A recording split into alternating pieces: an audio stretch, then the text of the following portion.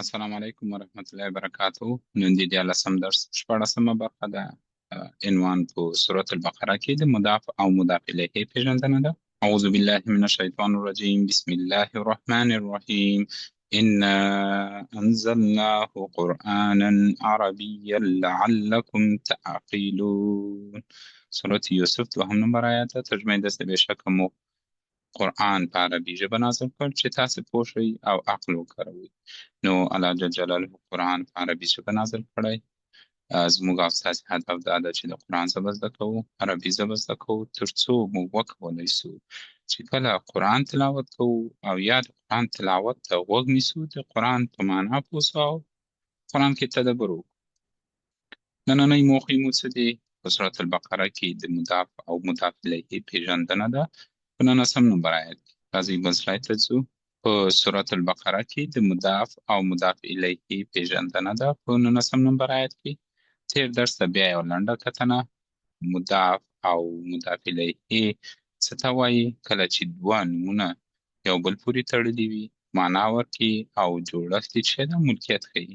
ټول نښتي ضمیرونه په حالت نصب یا جر کې وي. نښتي ضمیرونه کله اسم سره ونښلي نو هغه مضاف الیه او حالت جر وي. زه اوس غواړم د 19 نمبر آیت یو برخه تلاوت کړم. أعوذ بالله من الشيطان الرجيم. بسم الله الرحمن الرحيم. يجعلون أصابعهم. زه به اوس دلته له ځانه پوښتنه وکړم چې ایا دلته نښتی ضمیر شته که نشته؟ ما پیدا کړو چې دلته نښتی ضمیر شته. هم دا دوه کلمې دي څنګه راغلي، معنا ورکوي او جوړښت یې ښیي، د ملکیت ښیي. دا به زه دلته ولیکم چې دا عبارت ده، جمله نه ده. لومړۍ کلمې ته موږ څه ویل؟ مضاف. اصابع. دوهمې کلمې ته موږ څه ویل؟ مضاف الیه هم.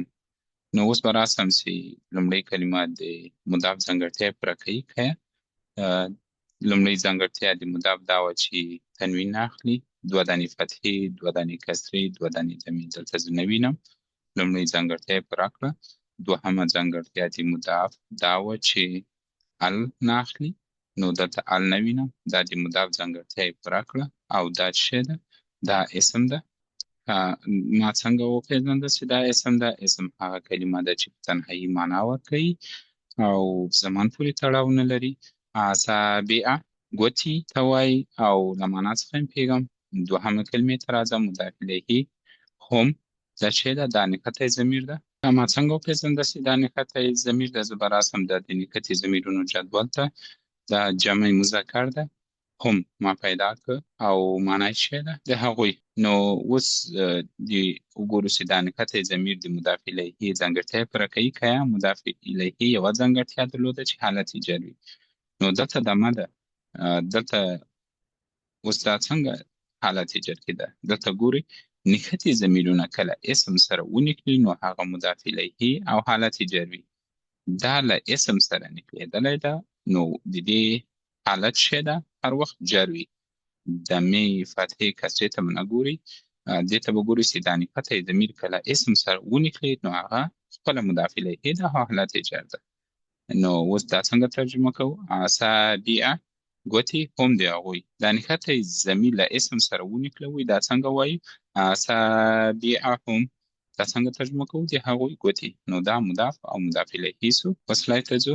په سورة البقره کې د مضاف او مضاف الیه پیژندنه په 19 نمبر آیت کې زه اوس غواړم د 19 نمبر آیت یو برخه تلاوت کړم. اعوذ بالله من الشیطان الرجیم. بسم الله الرحمن الرحیم. فی آذانهم. نو اوس به زه دلته له ځانه پوښتنه وکړم چې ایا دلته زه نښتی ضمیر وینم که یا؟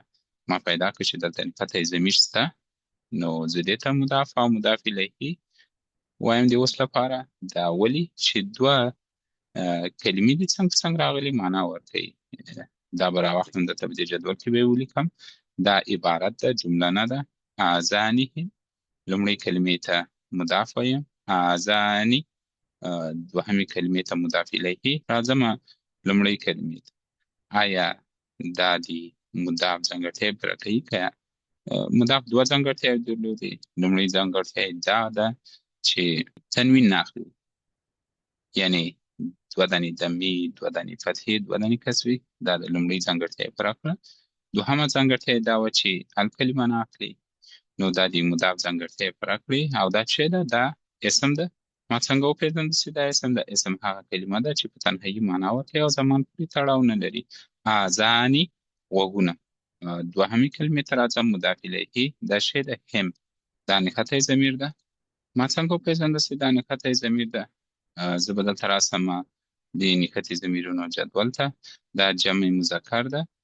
هم یا هم ما پیدا کړو چې دا نښتی ضمیر ده هم او معنی شی دی د هغوی. اوس به دلته راسم له ځانه پوښتنه وکړم چې مضاف الیه یوه ځانګړتیا درلوده چې حالت جر و. نو دا زه اوس څنګه مشخص کړم چې آیا دا د مضاف الیه ځانګړتیا یې پوره کړې که یا موږ وایو چې که نښتی ضمیر له اسم سره راسي. ګورئ دلته مو ویلي چې نښتي ضمیرونه کله اسم سره ونښلي نو هغه مضاف الیه او حالت جر وي. دلته وګورئ چې دا نښتی ضمیر له اسم سره نښلېدلی آذانهم، نو دا د مضاف الیه ځانګړتیا یې پوره کړه. نو اوس زه ویلی شم چې دا مضاف او مضاف الیه ده. څه معنا چې دوه کلمې یعنې دوه اسمونه څنګ په څنګ راغلي دي، معنا ورکوي او جوړښت یې ملکیت کوي. هم چې ده ضمیر ده.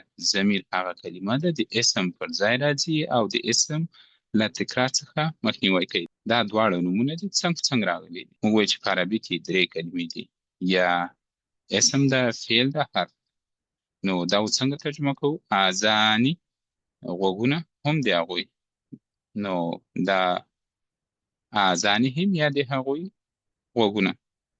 دا نښتي ضمیرونه ډېر زیات مهمه دي. نو له ټولو څخه مې دا هیله ده چې دا جدول لکه په تېرو درسو کې چې ما په مفصله توګه معلومات ورکړی په یاد کړئ.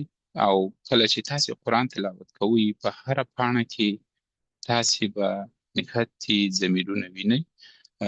د اوس لپاره زموږ درس نښتي ضمیرونه کله اسم سره راسي هغه مضاف الیه دي. تنها که چیرې مو نښتی ضمیر ولید چې له اسم سره راغلی هغه مضاف الیه وي، نو وروسته به انشاءالله نښتي ضمیرونه د حرف سره ووایو، د فعل سره ووایو.